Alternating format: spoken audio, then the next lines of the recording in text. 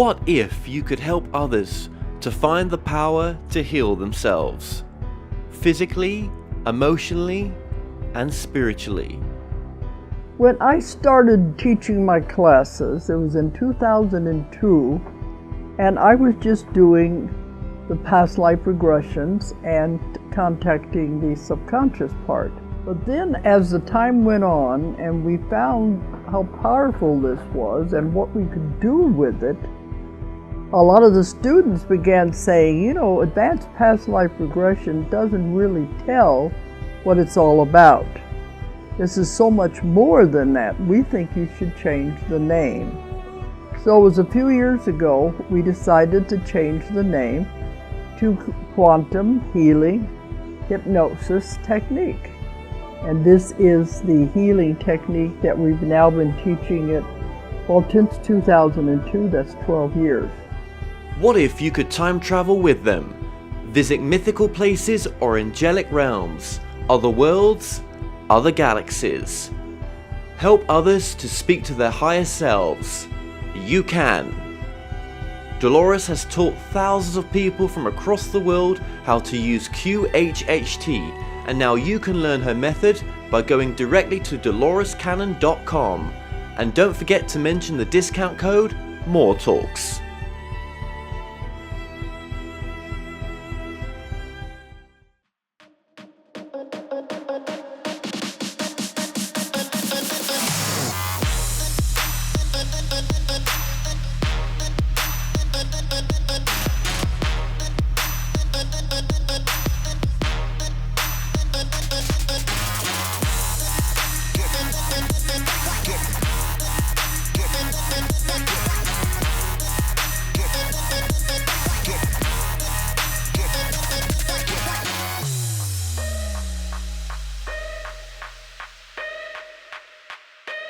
Hi guys, and welcome to another edition of The Kevin Moore Show. Now on today's show, I'm about to be joined by my guest, Bret Colin Sheppard. Now this interview was taped at Contact in the Desert in June of this year, 2018. And I was initially going to use this interview as part of a UFO documentary that I was going to work on, but other documentaries have taken priority right now. So I thought rather than never releasing this interview, I'd put it out on my channel now. So Bret is a UFO abductee experiencer. His book is called The Digital Moon. He's a fascinating guy, so enjoy my interview with Bret. Well, Bret Colin Sheppard, thank you for joining us. Thank you. So you've got an interesting story. You had an experience, a UFO experience. Tell us about what happened. Well, I was moving from California to Texas, and I was traveling down Highway 10, and I was with my partner John. His name is I'll leave his last name out of it because his family's religious and such. But we were traveling along, and around Benson, Arizona, this huge craft. It was very big. It was bigger than our car. It came out of the hills, and it hovered right over the highway right in front of us, and it traveled along the highway for about a mile. And this craft, it was sending us, me anyway. I'm very energetic. I'm very empathetic. So I'm getting all of these downloads from what's inside the craft, and I was missing a little bit of time, and it showed me this short Nordic looking dwarfish being, blue eyes, it showed me on a screen my own van driving down the road with this big craft. And then I went like that, and I was driving again, maybe I was tired or whatever, but I snapped out of it, and the craft was still there in front of me, and then it drifted over a building, just like a Walmart building or something like that over in Bennett. Not sure exactly where it was, but I know it was Benson, Arizona. And it hovered over this building, and a projectile came out of it, like a telescopic projectile, like it was testing something or surveillance or something, and then it went back up into the craft, and then it twisted around almost kind of like a helicopter does when it takes off. It twisted around, completely silent, and it drifted like a fish in water right over us again, and then continued on right up into the mountains. And I know it only took like a second for it to get there. It was like nothing for this thing. It traveled like a fish in water. It attached to a bigger ship, and like a magnet. And all of this series of ships, I don't know how many there were, or if it was just like attaching to a big mothership or something, but you could still see the outline of the sky right over Benson, and right over the mountains. You could see the twilight. You know, it was 3 in the morning, but you could kind of see light coming from the sky, or from whatever was behind the hill. And I could see this big craft, and it moved slowly across the sky, and then it sped up and went a little bit faster. And it came, you know, it was right over the mountains in Benson, Arizona. It was very odd. So when you say you saw the screen, were you in? Did you feel that you was in the craft? I then? felt like I was out of my body inside the craft. I was looking at the screen, and there was a hologram of what their craft looked like that came out of this little thing. It was like a projector. It was a little hologram, just like you saw in Star Wars, you know, with the little holographic thing. And I saw what their craft looked like in detail. It was very black, and it looked similar to that piece of space debris or whatever that the STS took, you know, that they called the Black Knight satellite. It looked very similar to that. And it only had one light on it that almost replicated a star. So it did not have all these fancy lights like a Steven Spielberg movie or something. It was very plain. It was very dark and black, and there was only one light that replicated a star. But the craft was light enough on the highway where, you know, that was definitely a physical object traveling in front of me. This was not anyone's imagination, and we were trying to get a film of it, but my camera had run out of batteries, and John was frantic about it. He was like, I need to get a film of this. And he was very skeptical. He's still, to this day, he couldn't scrape that image out of his head. Is it difficult for him to talk about? It's very difficult for him to talk about. But he would absolutely validate, yes, they saw something. So he would validate what you're saying now? Absolutely. Yeah. And why have you wanted to come and talk about that, though? There are many things that I would like to talk about. That was one of many experiences, and I believe that those beings, entities, have been with me the whole time.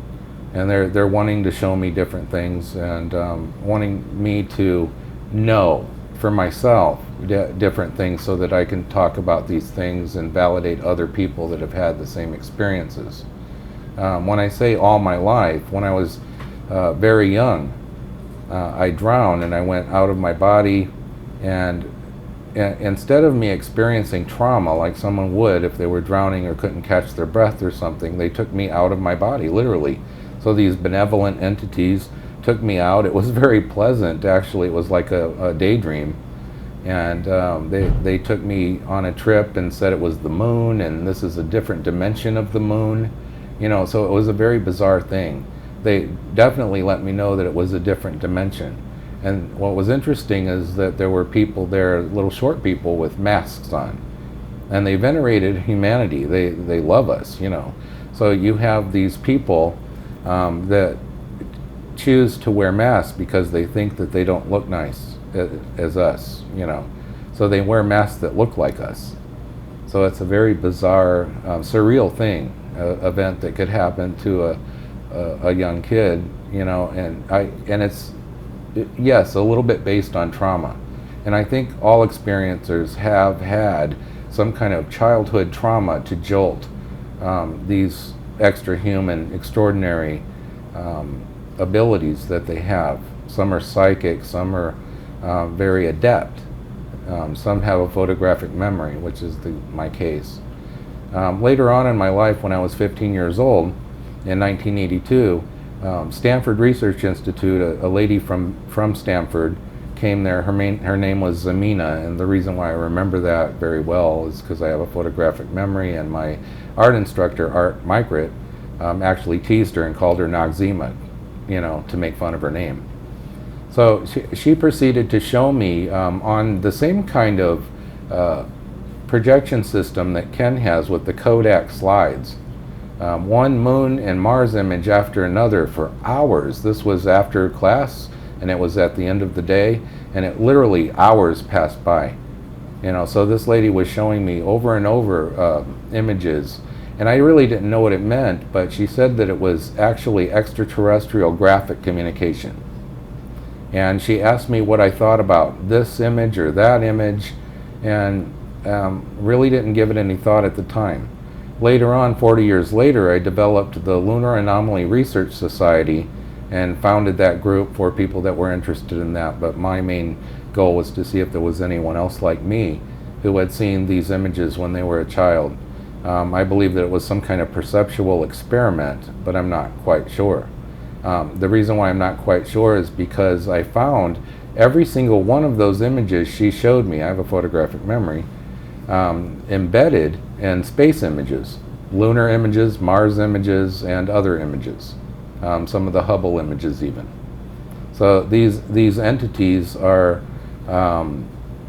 communicating with us.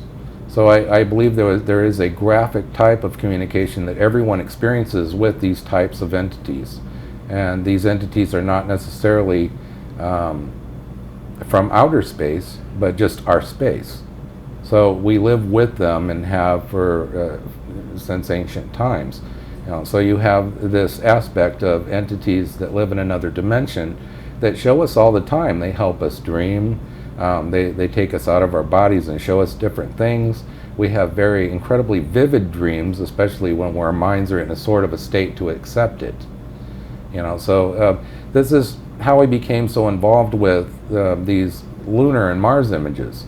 And I didn't really understand fully what was going on, but I believe that part of it on the human side is a perceptual experiment. I was hitting a wall because I was looking at all of these images, and every single one of them seemed to be manipulated the same way. And even the ones that weren't quite all that authentic, that you could tell that have been stripped, like Ken said, all the things that were stripped out of them, you could still see the graphic communication in any image.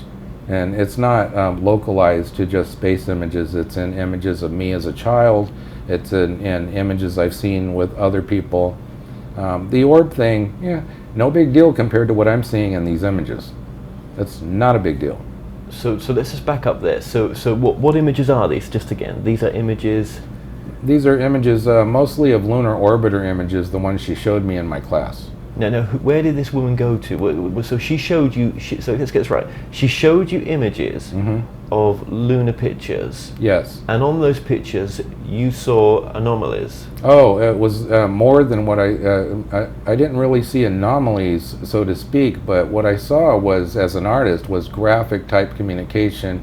For instance, I would see Theseus, I would see old ancient gods and goddesses, I would see Pinocchio, I would see Disney figures, I would see other things that were done in a style that's not real Earth-like, yet it looks 60s-ish. The style of this artwork looks like 60s art.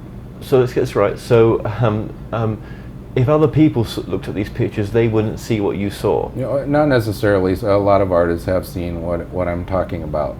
It's kind of clear. I'm an artist, so I drew a picture of it, and then they could compare what I'm seeing to the image. Who was this woman? She was just some random woman that was in your school? Yeah, she was from Stanford. I don't know, either out of Chicago or the West Coast. What was her purpose of being there? She didn't explain that. It was almost like an experiment, like I was a control in an experiment.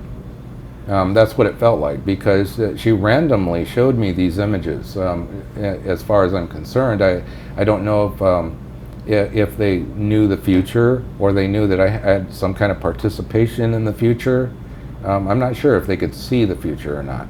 That's a possibility, because they were doing remote viewing at the time, is what I found out. There was Ingo Swann there, and Uri Geller, and other people. At the school, or at SRI? At SRI, sorry. They were doing these psychological and remote viewing experiments. Right, where she was based from, right, okay. Yes. Were you picked out, do you think, or were there other kids that had the same No test? doubt, not any doubt in my mind that I was picked out of all the kids that they could have picked. So let's get this right. What the purpose of you seeing these photos, which if you were to look at them, they would seem like lunar or moon pictures, whatever they may, of outer space, yeah. Yeah. But these were moon pictures, lunar pictures. Right. Yeah. To the average person looking at them, they may just see the picture as it was, but you were seeing the picture with something else on the picture. Absolutely. And the pictures she showed me back in 1982 were in color. And I didn't understand that bit, But I do now, because I had tinted them and colorized some of what I'm looking at, to try and make it easier for people to see. Because, of course, the lunar images were all black and white. So, it was very difficult for people to imagine or see these things, but I was seeing them in photorealistic sense, not even obfuscated. So they were black and white, or the color, these photos were colored? Yeah, the ones I saw were color.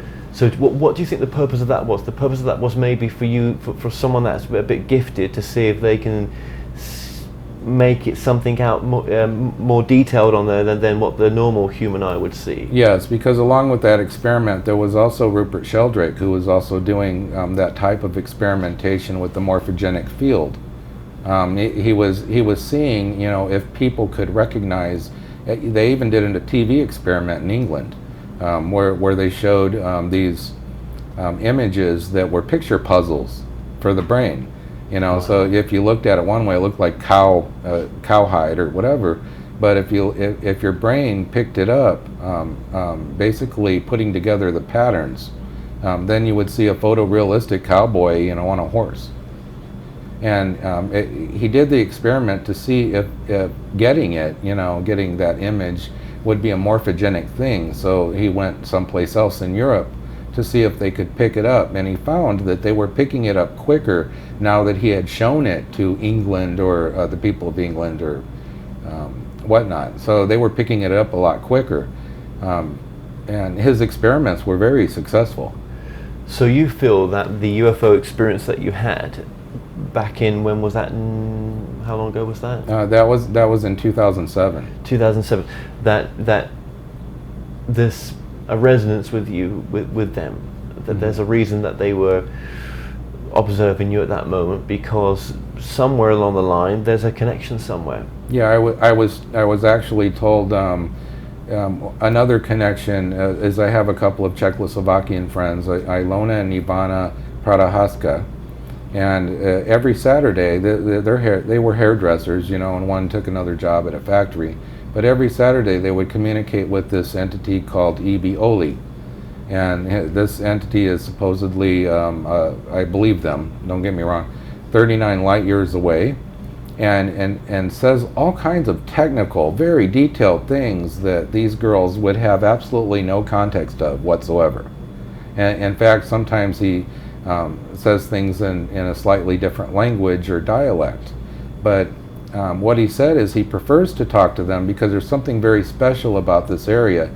These types of entities have been there before, and they live near the Balkans, Czechoslovakia, along the Danube River and that sort of thing. And this is a very unique area for communication with spirit boards and that sort of thing. Are these two girls still communicating with this entity? Yes, they are still today communicating with this entity, and I've been taking their information word for word, translating it in English, and making books for them. The thing is this entity knows who I am. That's what's kind of strange and special about that. How did you get in contact with these girls? She contacted me on Facebook, and Ken and other people, and she said that this entity, is wants me to ask it a question. So I asked some questions about the moon. What's the deal with that? And this entity said that the moon is semi-hollow, that there's tubes that go from the surface to the inner world of the moon, And in between these tubes, you know, is some kind of electromagnetic processing center.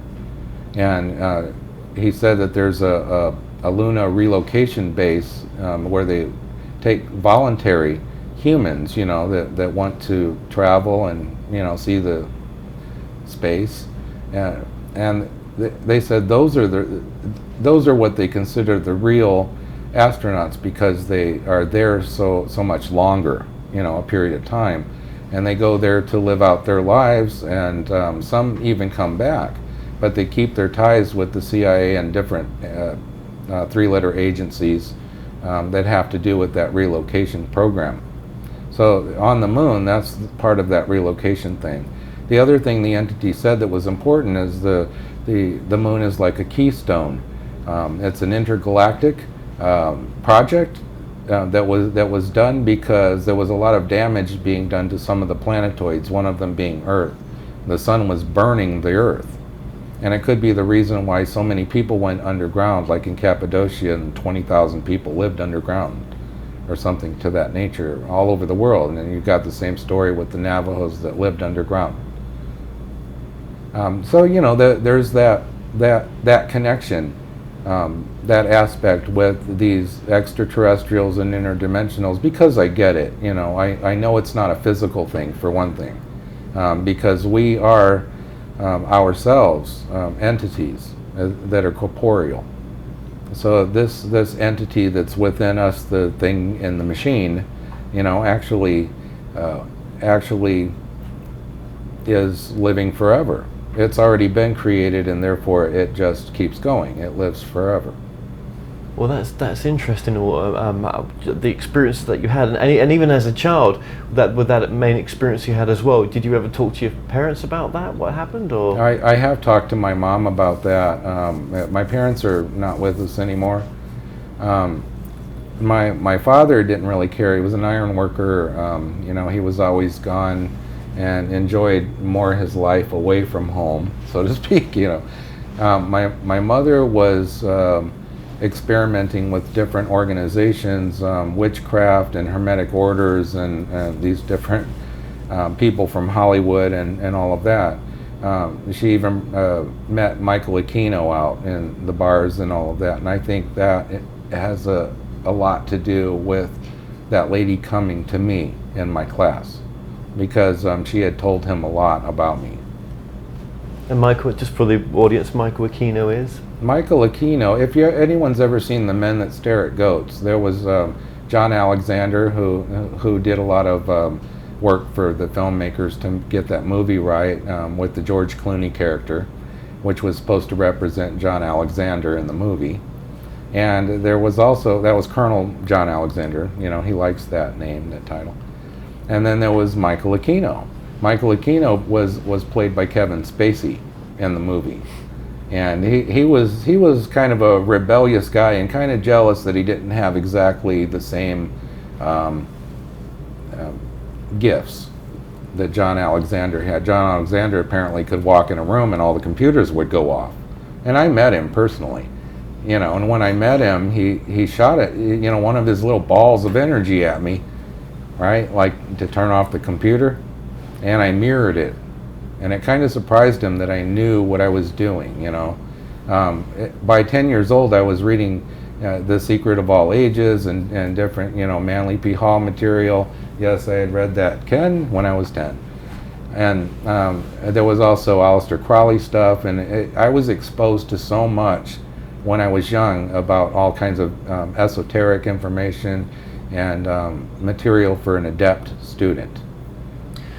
So there definitely is a consciousness aspect to the whole, you know, when we start saying the word ufology or ETs or whatever it may be, right?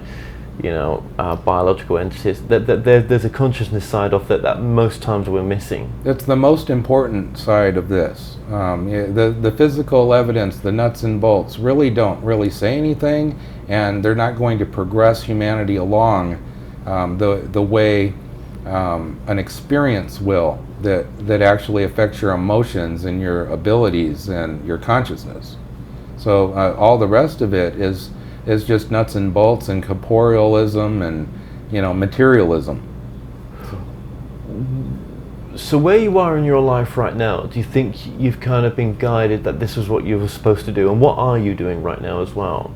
Well, right now, for the last 3 years, I was very passionate about helping Ken Johnston Sr. get his story out, and as well as I was hitting a wall, you know, because I'd seen all of these lunar images, and they all had the same problems with them. You know, as an artist, I'm looking at the process. I'm not just looking at the physical image or whatever and taking that for granted, because most of them are tampered with and textures are put on them, and NASA contracts the University of Arizona to do these things and make really pretty pictures. The thing is I have to ignore all that, you know, so a real guy that's investigating these lunar images is going to hit that wall sooner or later.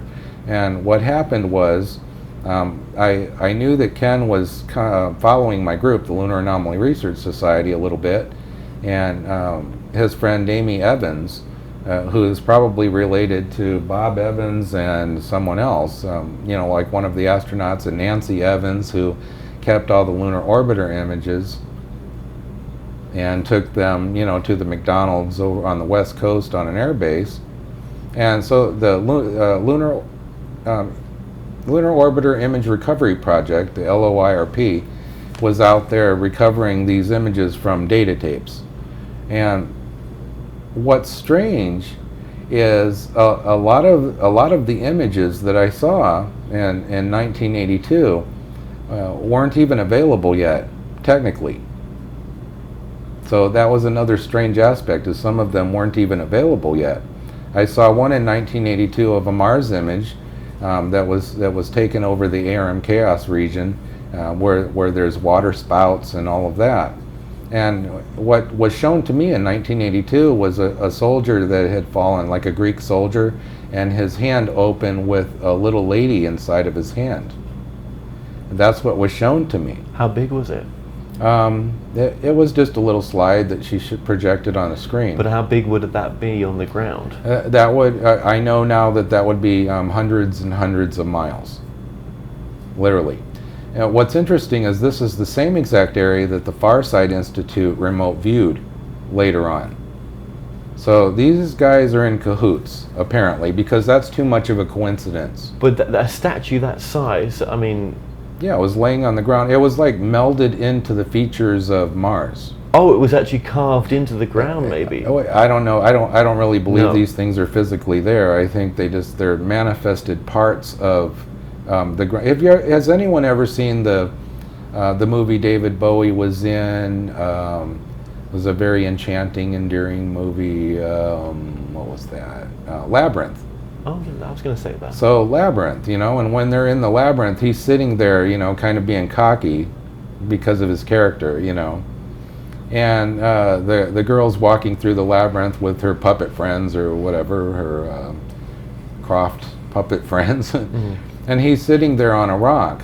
And the rock looks like a man's face when you look at it from the side. And then the camera view kind of goes to the side and you realize that it's three rocks. So it's a very perceptual issue. And so now you're just seeing three rocks instead of a face of somebody. Right, so what we see on Mars, when we say the face of Mars and stuff like that, this could be something else. That could be something else. I believe that everything is perception. And we shouldn't hang our hats on something, you know, especially if we can't go there and see it ourselves. I can't go to the moon and I can't validate a lot of these things. But we have our human experience and our perception that can guide us through these things.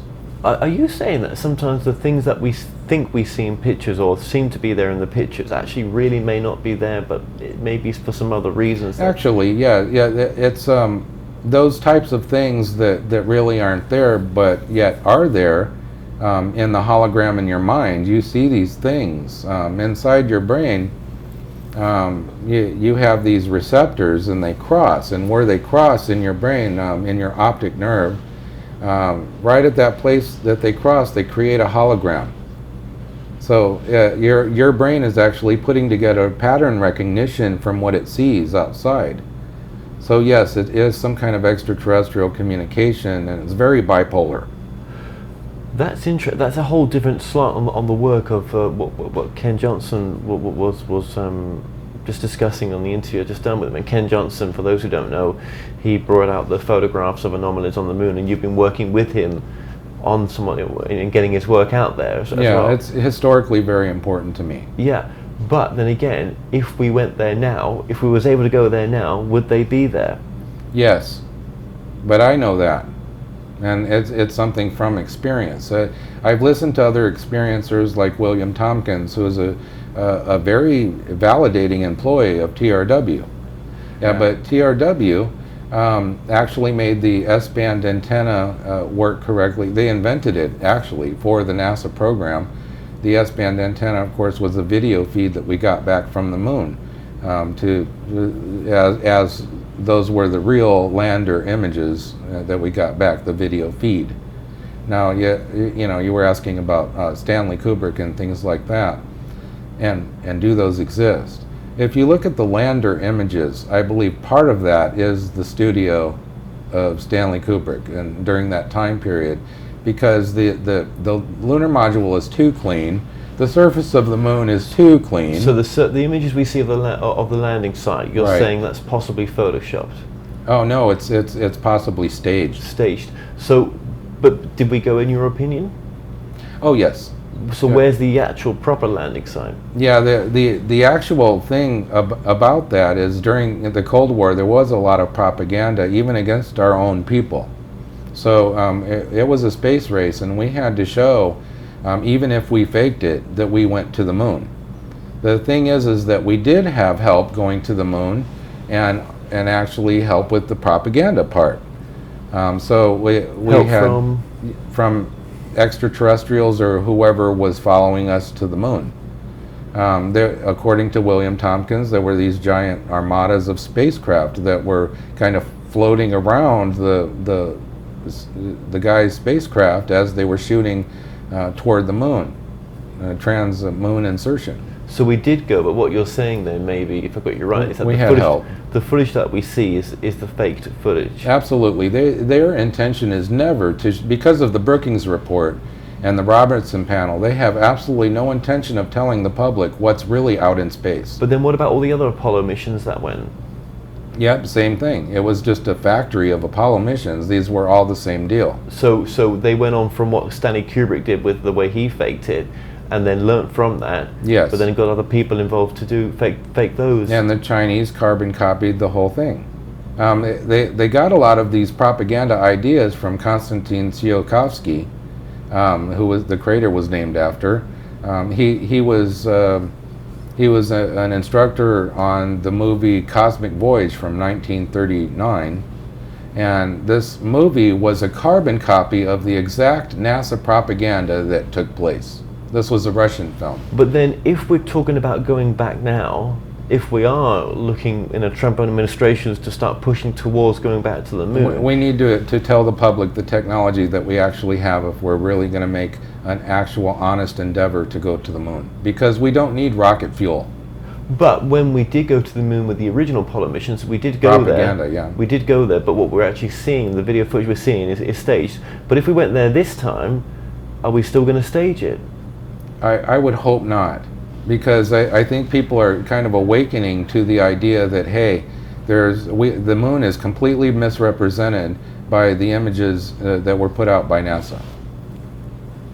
You know, so there's all this art and image of the moon, and it's all propaganda. It's what we're supposed to think the moon looks like. But then when we go to the International Space Station, are we seeing much from there, do you think? Yeah, it's very interesting. I talked to an astronaut. I'm not going to mention his name because he still works with them.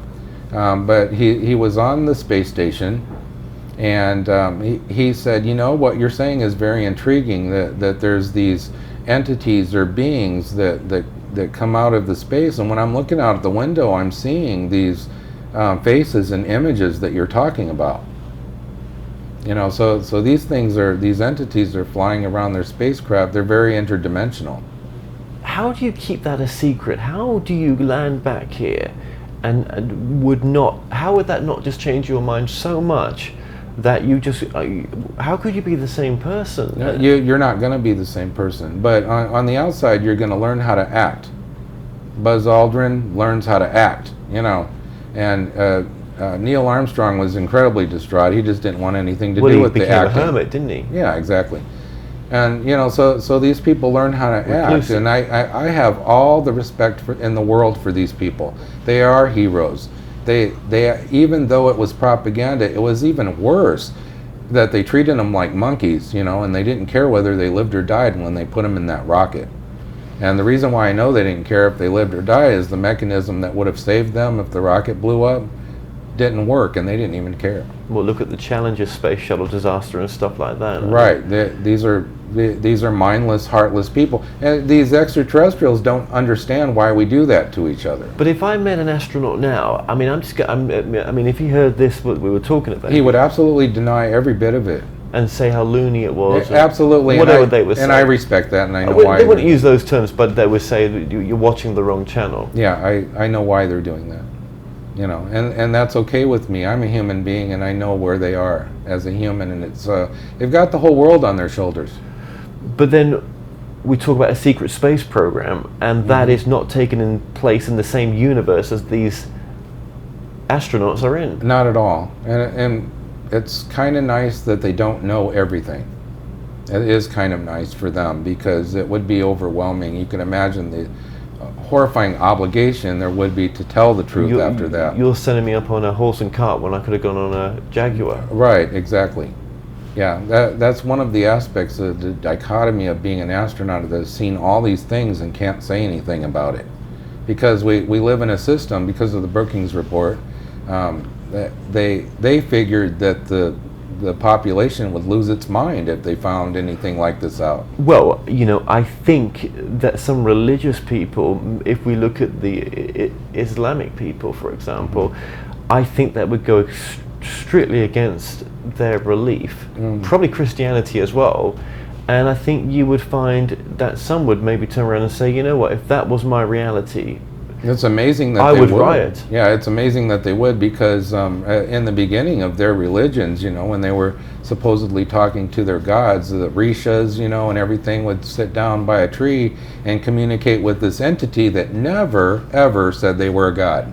But they're communicating with them. I think all prophets are channels, and I think that the channels get distorted sometimes. Oh, yes. Yeah? For the benefit of something. Right. But I do feel that we're not ready for it, for religion. We are collectively not ready, and the moon people are right. We are not ready yet. No. But when we are, we'll know it. I wonder what the sign will be that it happens, maybe.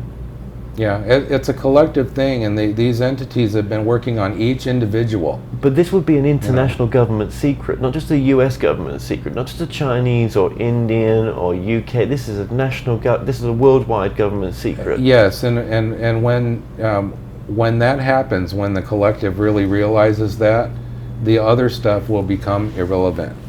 All the bad stuff, all the New World Order jazz, all of the evil things. I never brought into Monsanto, that anyway. Anything evil or whatever that we think or they did or didn't do or whatever will become irrelevant when that time comes. And that's when we're ready.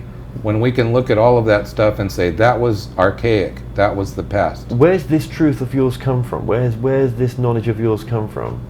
It just gets downloaded. It's dreams. It's very vivid dream states, you know. So I'm not really in communication with these entities that way, where we're talking back and forth, but I see it in the graphics. I see it in the images. So that's sort of my divination. Right. And when I look at these things, it makes me dream, and my dreams have always come to reality. So it's very strange that way. But you've never been on camera much to talk about this. Not at all, hardly. No. Why now? Why at this? Why at Contact in the Desert 2018 have I met you and you're talking about this now? Well, because you're letting me.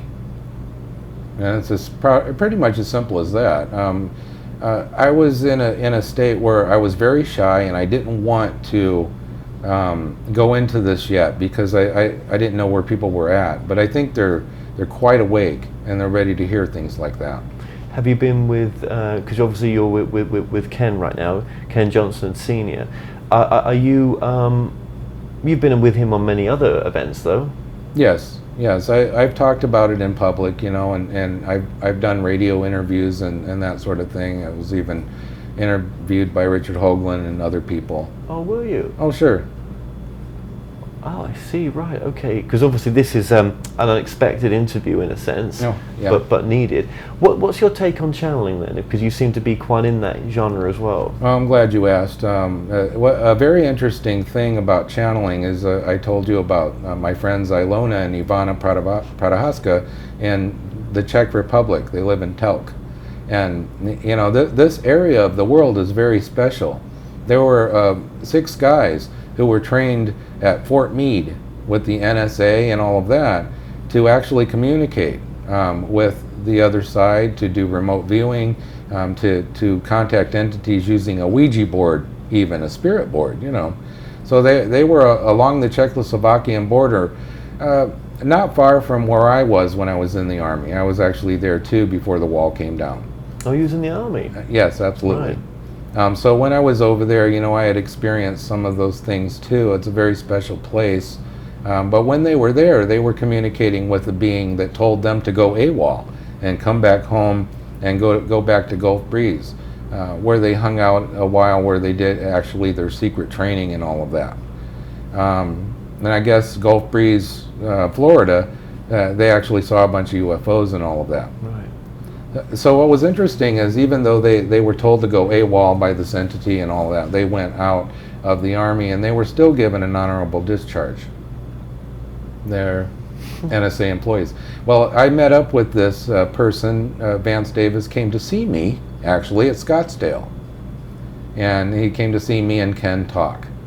I had found an image that had satellite dishes along a crater on the moon.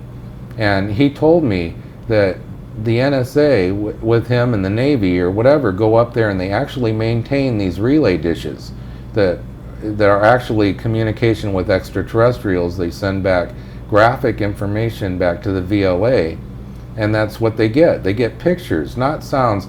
It's not like Contact, where Jodie Foster is listening to the headphones or whatever, and they get the wow signal. Building a craft from there, yeah. But it's actually graphic communication, the same kind of graphic communication that I'm seeing in the lunar images.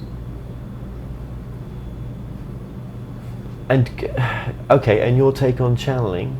So my take on channeling is it's extremely valid. It's a human experience, so it's very difficult to prove anything to other people that haven't had that experience, or haven't had a very vivid thought or memory of or moment, you know, with these beings. It's incredibly vivid. It's right in front of your face, and it feels just as real as anything on Earth.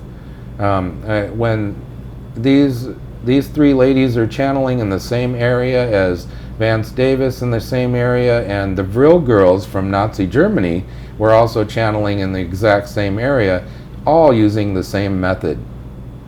So it's a very valid, interesting thing that these unrelated people that knew nothing in different time periods and knew nothing about each other did the same thing and got the same results. Okay. Is there anything we've left out here that you think is really important to put in?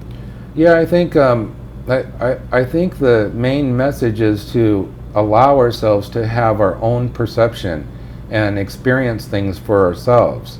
Now, if you haven't experienced something someone else has, and you just think they're completely full of it, you know, and they have nothing to say, at least listen to them as a human being, and take into consideration that you may someday have that same experience. So it gives you some extra context for when that happens. And you don't have a website, or? I do. I have a website, bretcolin.com. Okay. And BRETCOLIN. We'll put that up on the screen as well. Great. Bret, I know this has been a very quick interview, but brother, thank you so much just for coming on to tell me your truth and your story as well. Thank you. Yeah, thank you. Thank you very much, man. All right.